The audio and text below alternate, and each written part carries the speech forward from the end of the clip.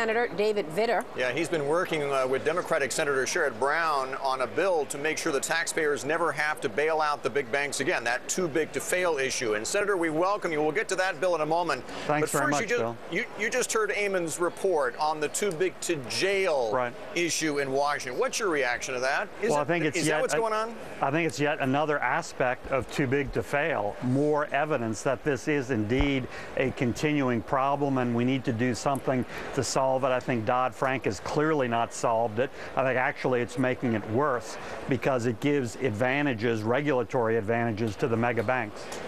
But do you just want to boost the capital that banks have, or do you want to break these banks up? I mean, when you look at the legislation that you have been working on, you're requiring banks to hold much higher capital levels. And we all know that there are unintended consequences. Even the FDIC would say that banking system capital is at or near record levels. If this is going to hamper the bank's ability to lend, particularly to small businesses, how is that a good idea? Well, the specific idea that Sherrod Brown and I are working on is somewhat higher capital requirements for the mega banks. We think that's necessary to even the playing field.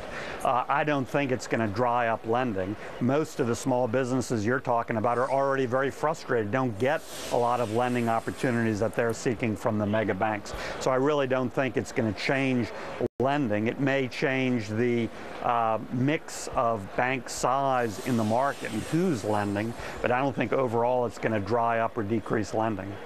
We're speaking with a high-level executive. I'm going to be coy about this because he didn't want to be named. In a financial business, it's not a big bank, but he knows that industry well. We were talking about your bill, and he said the problem with too big to fail bills to try and break banks up is that you're not doing this on an international level because banks compete on an international platform.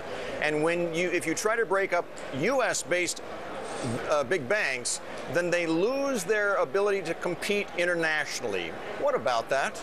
Well, a couple things. First of all, Congress can't pass laws that will have international impact, but the United States can certainly lead. Secondly, when you really compare apples to apples and have the same accounting systems, the evidence is that our mega banks are even much larger than European ones on average. So I think we have some room to decrease that size and not be at any competitive disadvantage. Third, we're a market leader, so I think if we lead, we could positively impact the development of Basel III or whatever is going to be done in that regard.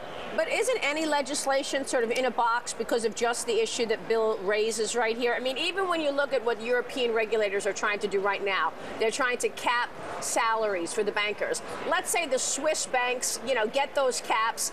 How are the Credit Suisses and UBSs of the world really going to compete effectively with JP Morgan? Same thing on this side of the ocean. How are JP Morgan and Citi going to compete with the banks overseas if they're being forced to split up and the Europeans are not? I mean, do you need a global Maria, standard? Can we ever get there? Let's back up.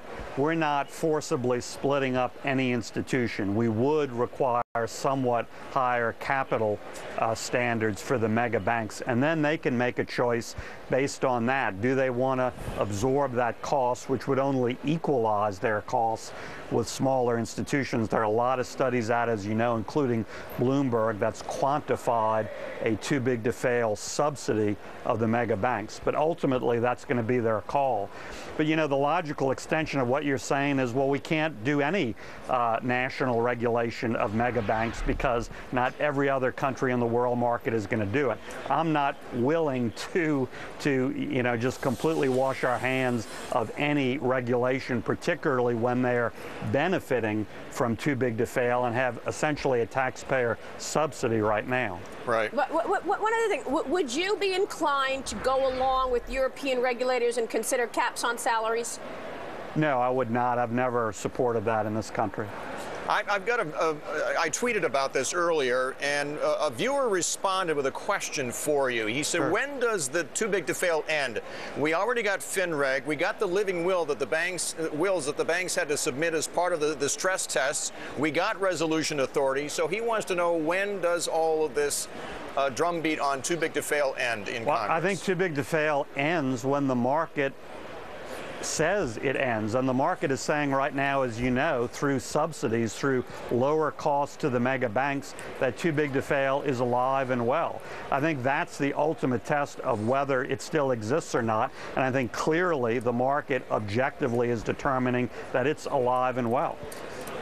Senator Vitter, we appreciate your time, sir. Thank you for joining us. Thanks, Bill and Maria.